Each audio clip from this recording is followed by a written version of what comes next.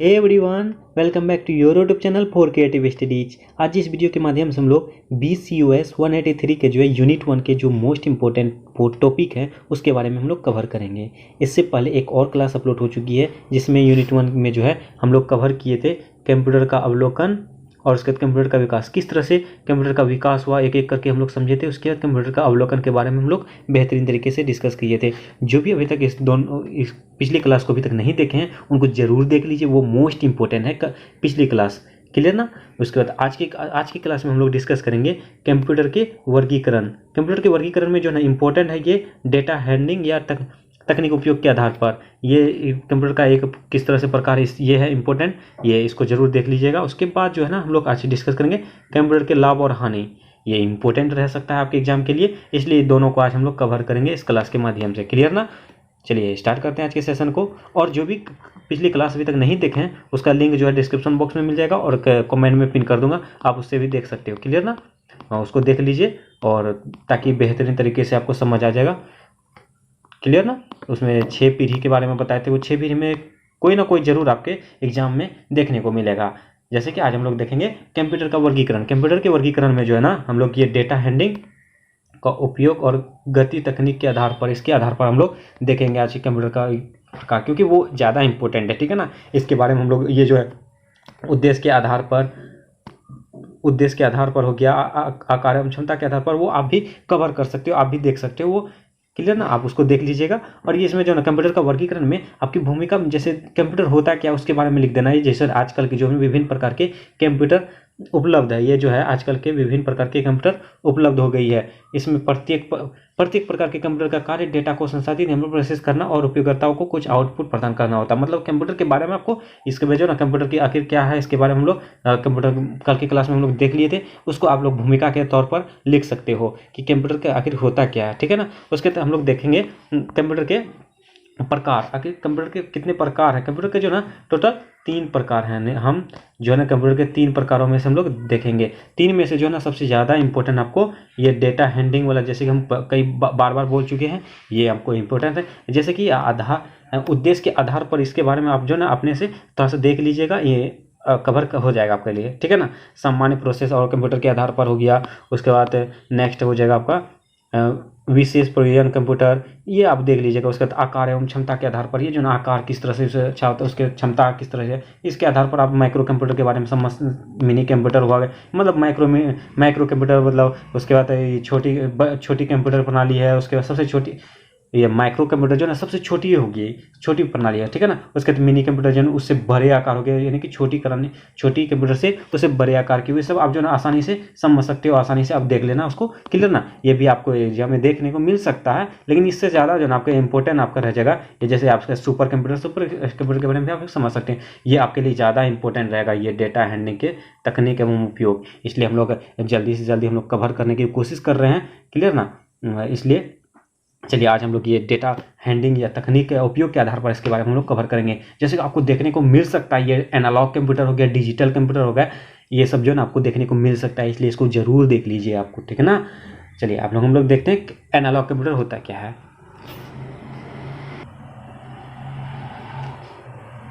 Guys start करने से पहले मैं एक बात बता दूं, जो भी बैक से साउंड आ रही हो उसके लिए सॉरी, उस पर ध्यान नहीं देना है, आपको पढ़ाई पे ध्यान देना है। ठीक है ना। चलिए जैसा एनालॉग कंप्यूटर जो है ये कंप्यूटर का एक प्रकार का रूप है।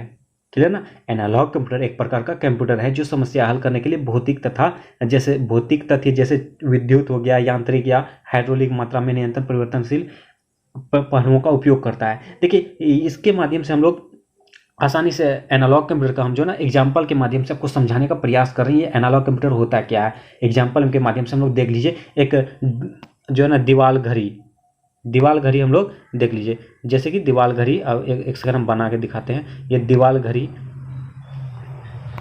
है, ये दीवाल घड़ी में ये सुई हुआ है, उसके बाद 1 2 3 यहाँ से क्या हुआ है। ठीक है ना। इसमें जो है दीवाल घड़ी में जो ये सुई होती है, सुई के माध्यम से जो एग्जैक्ट टाइम बताती है वही एनालॉग कंप्यूटर के माध्यम से होती है। क्लियर ना। एनालॉग कंप्यूटर मतलब ये हुआ कि आपको एग्जैक्ट रिजल्ट दे, मतलब सही रिजल्ट दे, वो जो है ना सुई के माध्यम से या कांटा के माध्यम से आपको देगी, इसमें अंक या डिजिट के माध्यम से नहीं होगा। क्लियर ना। ये एनालॉग कंप्यूटर के अंतर्गत आएगा। क्लियर ना। वैसे कंप्यूटर जो नहीं सॉरी, वो जो ऐसे कंप्यूटर जो मतलब एक एनालॉग कंप्यूटर जो है ना एक कंप्यूटर का एक प्रकार है, ऐसे लिख सकते हो। उसके बाद इसमें जो है ना ये एनालॉग कंप्यूटर जो है ना अधिकतर इंजीनियरिंग के क्षेत्र में किया जाता है। उसके बाद इसका और एग्जांपल देखिए, जैसे कि एक हो गया दीवार की घड़ी में जो सुई होती है वे एग्जैक्ट टाइम बताता हो। जो ऐसे देखिए एनालॉग कंप्यूटर ऐसा कंप्यूटर है जो उसके परिणामों को जो है ना सही रूप से मतलब बताता है आपको, किस तरह से उसको आंकड़ा के अनुसार आपको सही एग्जैक्ट बताता है, एग्जैक्ट, ठीक है ना, उसके एग्जैक्ट रिजल्ट देता है। जैसे हो गया आपका दीवार घड़ी में जो सुई होती है, उस सुई के माध्यम से आपको एग्जैक्ट टाइम बताता है, अभी टाइम क्या हो रहा है। उसके बाद दूसरा एग्जाम्पल ले लीजिए, जैसे कि हो गया स्पीडोमीटर।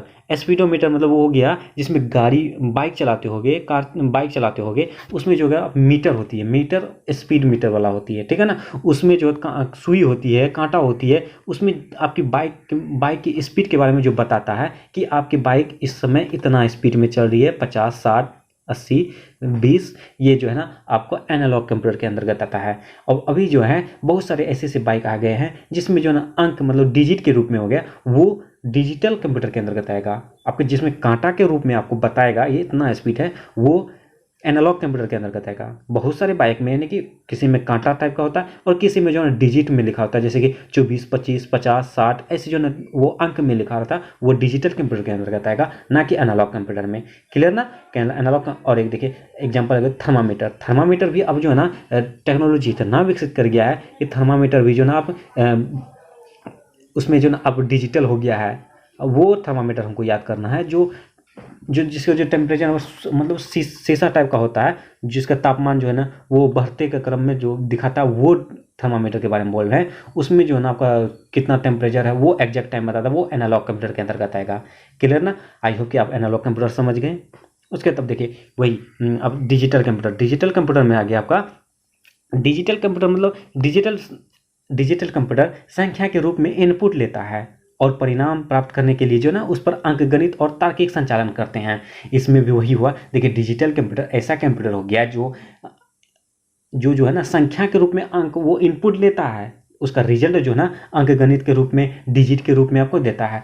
जैसे इसका एग्जाम्पल भी ले लीजिए स्मार्ट वॉच, जिसमें स्मार्ट वॉच हो गया जिसमें जो अंक के रूप में दिखाता है। आजकल के स्मार्ट वॉच में ऐसे 2 उसके बाद ऐसे लिख के दिखाता है 2 इक्वल मतलब 2:50, 25 मिनट, 3:29, ऐसे आपका वो जो है ना डिजिट के माध्यम से बताता है, वो डिजिटल कंप्यूटर के अंतर्गत आ गया। और इसी में एग्जांपल आ जाएगा लैपटॉप हो जाएगा, डेस्कटॉप हो जाएगा, उसके बाद स्मार्टफोन आ जाएगा, ये सभी जो है ना डिजिटल कंप्यूटर है।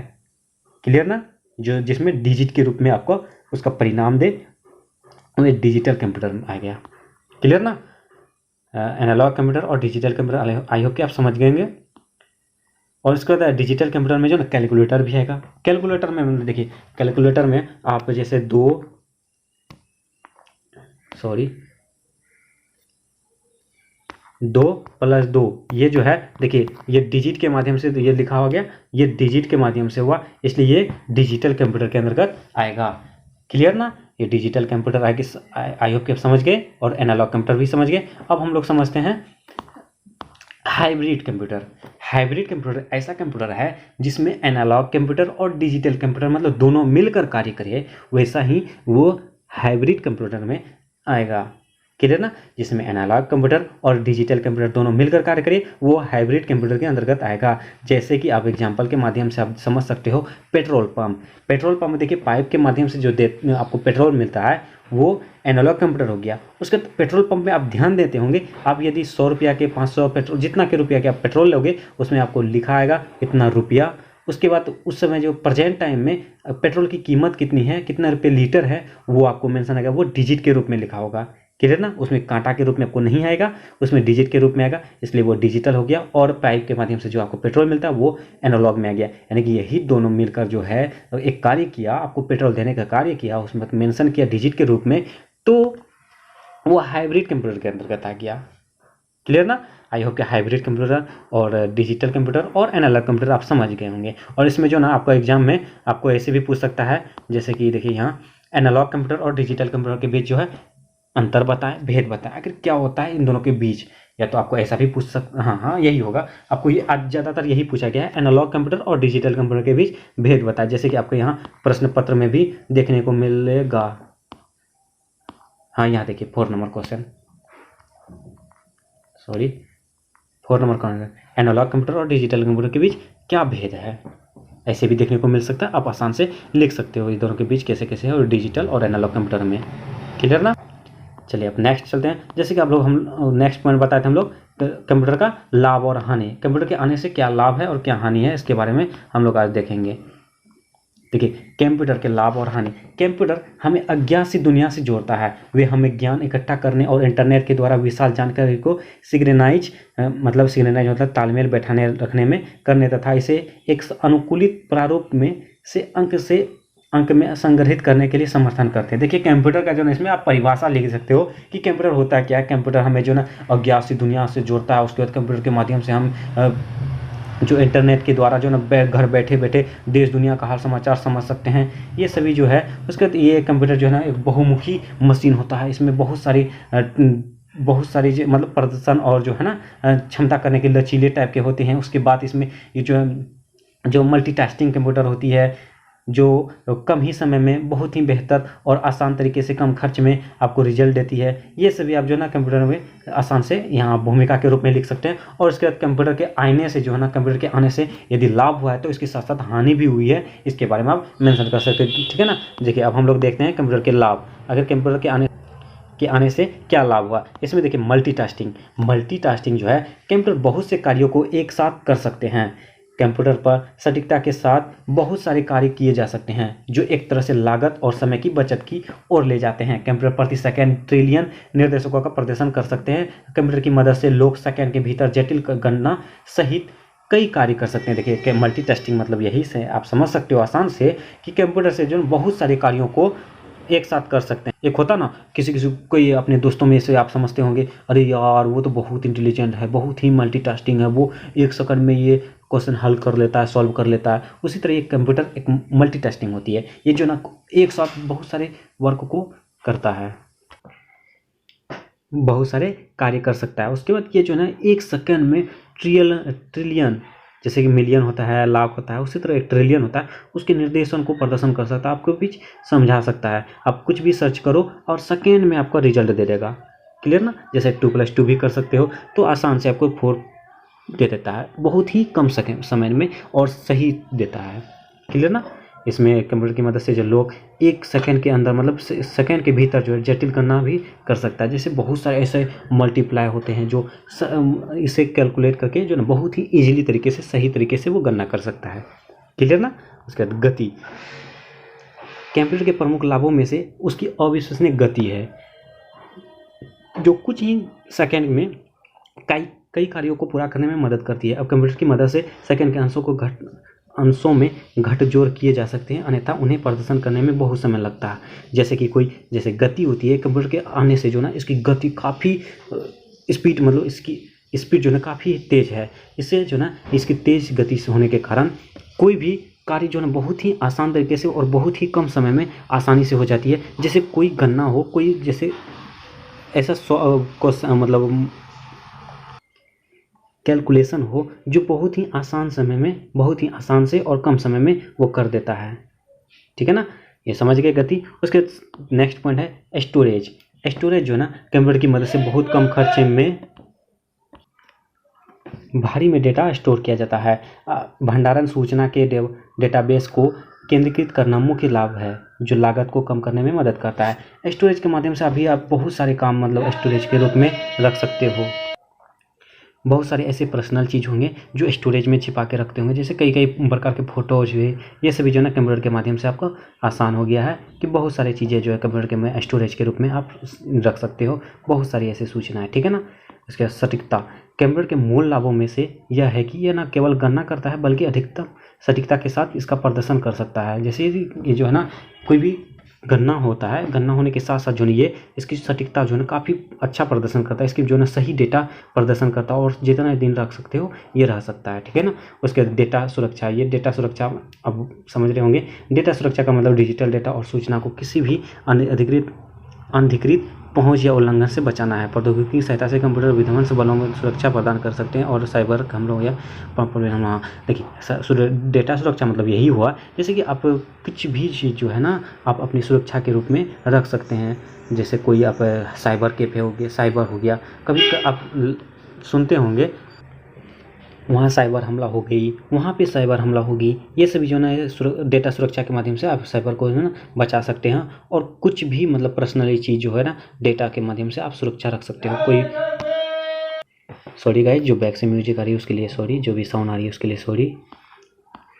क्लियर। अब कंप्यूटर की हानि के बारे में हम लोग समझते हैं, कंप्यूटर की क्या क्या हानि थी। जैसा कि प्रसिद्ध कहावत है कि हर सिक्के के दो पहलू होते हैं, जो कि कंप्यूटर के लिए भी समान रूप लागू होता है। बड़े फायदे के साथ कंप्यूटर को नुकसान भी हुए हैं। जैसा कि हम जानते हैं कि लाभ नुकसान के साथ आता है। कंप्यूटर सिर्फ एक मशीन है जिसमें कोई IQ नहीं है और कोई भावना नहीं है, कोई ज्ञान नहीं है और दूसरों पर निर्भरता कंप्यूटर के नुकसान में से कुछ है। इसमें यही कहा गया है जैसे कंप्यूटर हर एक चीज़ में जो ना दो पहलू होते हैं। जैसे यदि किसी में मुनाफा है तो किसी में घाटा भी होती है। क्लियर। इसके फायदे भी हैं तो हानि भी है। और कंप्यूटर का जो ना कोई IQ नहीं होता, जैसे मानव को होता है IQ होती है। आपके IQ माइंड कितना है, उसके बाद इसका कोई भावना नहीं होती है, ये रोबोट टाइप का होता है, ठीक है ना। उसके बाद जैसे इसका हानि में से रोजगार के अवसरों में कमी, जैसे कंप्यूटर के आने से जो ना रोजगार के सही में अवसर कम हुए गए हैं। अरे सॉरी गाइज, बैक से जो साउंड आ रही है। रोजगार के अवसरों में कमी जो है ना आप इससे भी आसान से लिख सकते हो। जैसे कि कंप्यूटर के आ जाने से रोजगार की कमी आ गई है। कमी आ गई इस तरह से, जैसे कंप्यूटर जो है हर एक क्षेत्र में लगभग कंप्यूटर अपना योगदान देने लगा। जैसे कि IoT,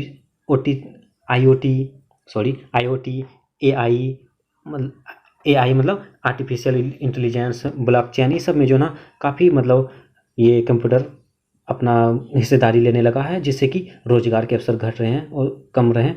जैसे रोबोट, आज के ज़माने में रोबोट जो है ना मानव के लगभग सभी कामों को रोबोट कर रहा है। तो इस तरह से जो गरीब व्यक्ति हैं वे गरीब ही, उसको रोजगार नहीं मिल पा रहा है। और जो बहुत ज़्यादा अमीर हैं वो अपने घर में रोबोट के माध्यम से कंप्यूटर रख लिया, कंप्यूटर के माध्यम से सारा का सारा काम करवा लेता है। तो जिससे कि व्यक्ति जो है ना रोजगार में कमी आ जाती है। सारा का सारा काम क्योंकि मशीन कर देता है, कंप्यूटर कर देता है, तो उस व्यक्ति की क्या ज़रूरत है। क्योंकि जो मशीन होती है, कंप्यूटर होती है, रोबोट होती है, वो सही तरीके से सही समय पे और आसान तरीके से कर सकता है। और जो है व्यक्ति होती है, जो मानव होती है, वे काफ़ी समय भी लेंगे और उसके बाद सही से कर पाएगा कि नहीं कर पाएगा, इसमें डाउट है। इस तरह से जो रोजगार के अवसरों में कमी आ गई है कंप्यूटर के आ जाने से, ठीक है ना। उसका नेक्स्ट पॉइंट है गोपनीयता के नुकसान की संभावना। व्यक्तिगत जानकारी के भंडारण के साथ कंप्यूटर के साथ दूसरों के हाथों में जाने का खतरा होता है। गोपनीयता के उल्लंघन का अर्थ है कि कोई व्यक्ति वो उपयोगकर्ता के डेटा जैसे कि निजी फोटो दस्तावेज एक्सेस करता है उसे।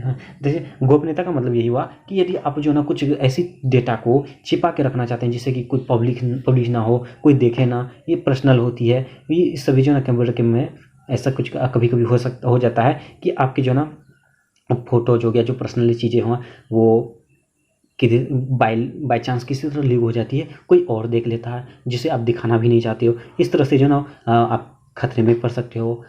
बहुत सारी ऐसी घटनाएं हैं, ठीक है ना। जैसे आपका जैसे पर्सनली चीज़ आपका कोई आप लीक हो गई है, लीक होने के बाद जो ना आपके नाम पर डेबिट कार्ड, क्रेडिट कार्ड वगैरह सब बनवा लिया, उसके बाद इस तरह से यूज कर सकता है वगैरह वगैरह। क्लियर ना। इस तरह से भी जो कंप्यूटर के आने से जो है ना इनसे भी खतरा है पर्सनली। क्लियर। उसका नेक्स्ट पॉइंट है वायरस और